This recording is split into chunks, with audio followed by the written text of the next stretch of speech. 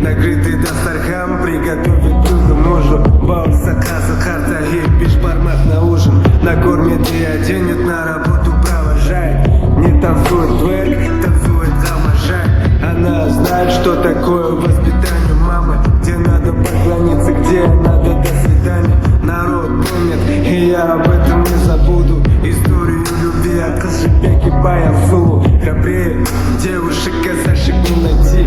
Бери пример от Манчжуга и Алии. В общем, наши девушки просто огонь. Шагает красотой и дарит только тепло. Ну а теперь спросите у нее, что за милашка. Она ответит скромно: я девушка-казашка.